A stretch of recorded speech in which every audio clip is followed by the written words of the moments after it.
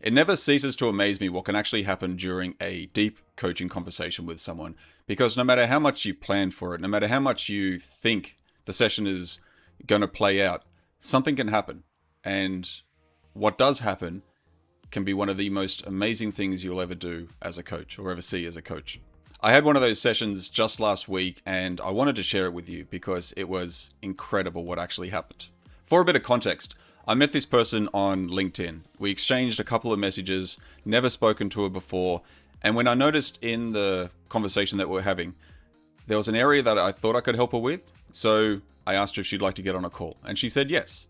So we had a very brief 30-minute call so I can learn a little bit more about her, and there was something that she said towards the end which just made me want to offer to do a session with her.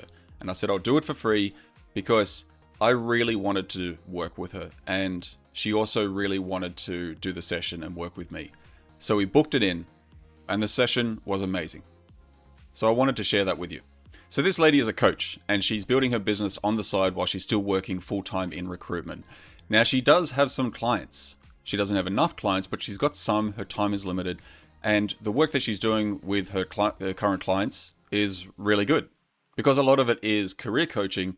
Even literally when we started the session, she got a message from one of her clients saying that they just landed a job based on the work that they'd done together. So she was good at what she does, and she's been doing it for a number of years now.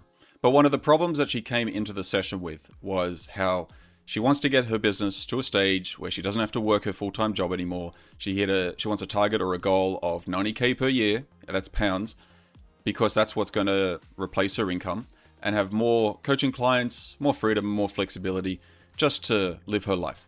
What's really interesting is that, she's at the later stage of her life. She's been in recruitment for 35 years, and she can close deals in her job effortlessly. She said that in one phone call, she got 78 managers to sign up for a training. Now, that's not an exaggeration. That's exactly what she said.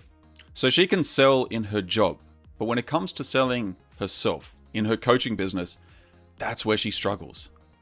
It's really, really hard for her. She gets a couple of clients here and there, but she's got this big disconnect between what she does in her job and then doing the exact same thing for herself.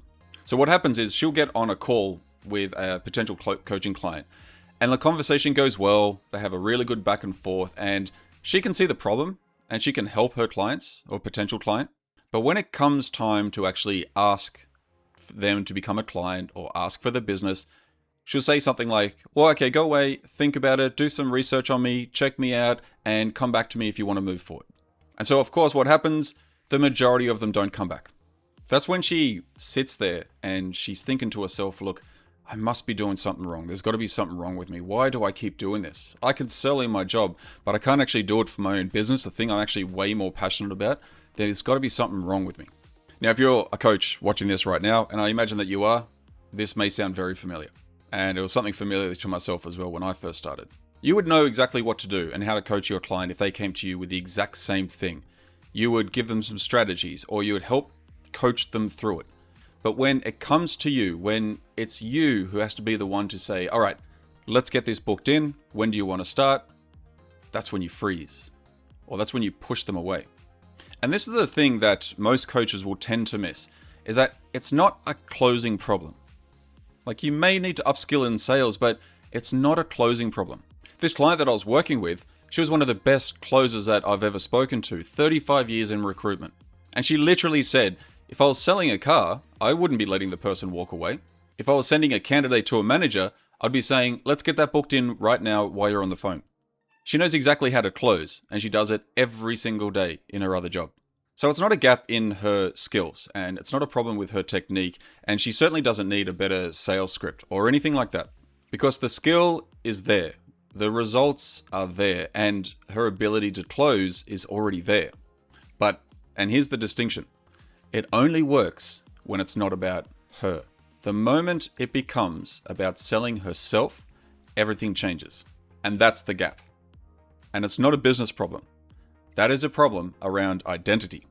And if you don't deal with it at that level, the level of identity, no amount of sales training or funnel optimization or anything else is going to fix it. So after we were speaking for a while, a really strong and powerful belief came to the surface. And I'm going to share that with you in a second. But in the session, I asked her a question that she didn't understand at first. It was actually really difficult. And I said to her, what would you want if it was okay to fail? So this is already after I asked her what she actually wants and established her goal and things like that. But I wanted to know if she could grasp this. And when I asked that question, she said, well, what do you mean? So I asked it again and she still didn't get it. And that's the actual point right there, because when someone can't even process the idea that failing is actually allowed and it's going to happen more often than success, it tells you so much about what's running underneath. Because here's what's actually happening, and this is what came up for her during our conversation. Now, she had this unconscious rule, and the rule was, I must succeed. Every call must convert. If they don't sign up, then I did something wrong, and it's my fault. And that pressure to succeed was making her show up as someone that she's not. And her clients could feel it, or the potential clients could feel it. She was trying to be this corporate, structured, textbook coach on sales call, thinking more about being that person rather than actually being in the call itself. Using all the frameworks like the Johari's window and the GROW model, all of it. Consciously thinking about the framework to use rather than being in that moment in the call and being herself. But that wasn't who she is. And she knew it. She knew this performance was just being put up every time she's trying to close a deal or just even get on a call with someone. She's very direct and she's very intuitive, and she's the kind of coach who can see the problems in the person she's speaking to before they even finish explaining it. But she was hiding all of this because she was too terrified of failing. So when that question I asked her, like, what do you want if it was okay to fail? When that question for her finally landed, and she thought about it, she had this massive shift during the conversation. And she said, it took a long time, but she's like, I finally realized that it doesn't matter if I fail. That's such a nice thought. And what was really cool was the way she described it, because she described it in her mind. And she said, I see it as this flashing neon light in my mind, this big sign saying, it's okay to fail, with a smiley face underneath it. And then she followed it up by saying that that restriction that she had, that feeling of you have to succeed, you have to succeed, you have to succeed, it just started to get smaller and smaller. And then she said, it's gone. But that's just the start, because there was an even bigger moment for her as we kept going. Because once that pressure had lifted, she had another bigger realization. And this had stemmed from a deeply ingrained limiting belief that we uncovered came from when she was about 5 or 7 years old. She had developed this belief that everything was her fault. And this came from her childhood, her family situation, which I'm not going to go into now. But she had this incredibly powerful belief that everything was her fault. So every time she showed up on a sales call and she didn't close the sale on that time, with all the pressure that she was putting on herself, of course, this belief roared to the surface. And it was just another verification that everything was her fault. But when she realized that it's okay to fail, and she had this massive shift physically, mentally, and she was just like, wow, it's gone. That's when the real shift came through. And she said, wow, that means it's not always my fault. That one was significantly harder for her. It took her a little bit longer to actually say it. And she said it felt like something was stuck in her back when she tried to say it. It didn't flow in the way that it's okay to fail did. There was something that was really trying to hold on to it there, like stuck in her back. So after the first time she said it, that actually not everything's my fault, I got her to say it again and again and again and again. She said, I can't fix everything. It's not all my fault. I can't fix everything. It's not all my fault. And each time she said it, it got easier and easier and easier. And that right there is what I mean when I say the business problem is never really the problem. She came to me saying that she wanted to close more sales and she was really struggling. But the real problem was the belief that she'd been carrying for the majority of her life, ever since childhood, that when things go wrong, it's her fault. Always. That she has to fix everything. That if someone doesn't sign up on a call, then it's her fault. And she failed. That belief was running every single sales conversation that she was having. It was running everything she was trying to put out there because she was too busy trying to be someone else and not just be herself. It was the reason she couldn't be herself on calls. It was the reason she would tell people to go away and think about it instead of saying, when do you want to get started?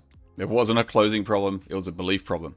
Now here's the really cool part that I love about this and coaching sessions in general. It didn't take 6 months of therapy. It didn't take a 12-week program. It happened in one session. And not even the full 2 hours that we booked. This happened within the first 45 minutes of the session. We ended up finishing the session after about 65 minutes. Because by the end, she described it like this belief was like a coat that she'd been wearing her whole life. And now she's finally hung it up. And in her words, she said, it's part of me, but I've hung it up now. I don't need to wear it anymore. So then I asked her to go out into the future and think of a moment in the future where that old belief might come to the surface. Like it might show up. And she thought about it and she just laughed. And she said, it's not there. I just told myself to get a grip. And it no longer had an effect on her. And that right there is what happens when you work at the right level. It's not the strategy level. It's not the content level. Not the sales technique level. It's the identity level. When I finish every coaching session, I usually ask my clients one question. And that's, what was the biggest insight you've had during our time together today? And this client actually said 3 things. 1, that it's okay to fail. 2, that it's not always my fault. And 3, that if a client doesn't book, it's their decision. That's on them. It's not me. Then she said something that I've been thinking about and it's absolutely awesome. She said, now I can enjoy coaching properly again. And that's the bit that really matters because it's not a shift in the business. That's not a new confidence in sales. She got her enjoyment in the work back. Because if you're carrying a belief like everything is your fault all the time, you can't enjoy anything because anytime something goes wrong, you're just beating yourself up. Every client that says no, every client that doesn't show up to a session is just more evidence that you're not good enough. Every quiet month is just proof that you're failing. But if you take that belief or any other belief away, suddenly the work feels different. It feels better. The calls feel different. You feel different. You feel better. You feel aligned. If you recognize yourself in this client story, if you have been watching this and you're like, you know what, I've been there before and I'm pretty sure there's something that is stopping me because I'm struggling with my closing or I just don't like the outreach or whatever it may be in your business. You know, you've got the skills because you're already working with clients and they're getting some results, but the calendar is still pretty empty compared to what you want it to be. But you just can't seem to close the gap between where you are now and where you want to be. Just might not be a strategy problem. And there might be something there underneath that you haven't looked yet or you might be too afraid to look at. And so if you would like to have a similar session to the one I've just been describing, where we can book 2 hours to work with you and find out what's really going on underneath, what you're really challenged with right now, and what's really getting in the way, there is a link in the description below of this video where you can contact me, send me a message, I'll get back to you and we can start a conversation. Thank you so much for watching the video. I really appreciate it and I wish you all the best in your coaching journey so you can go out and serve more people more powerfully and so you can show up more powerfully as well. If you like the video, please like it, as in like it on YouTube. Leave a comment below. Subscribe to the channel if you haven't subscribed already. And if you know any other coaches that you believe this video might really help them because maybe they've shared a challenge with you, send it across. I would appreciate the love. Thanks again. I'll see you in the next one.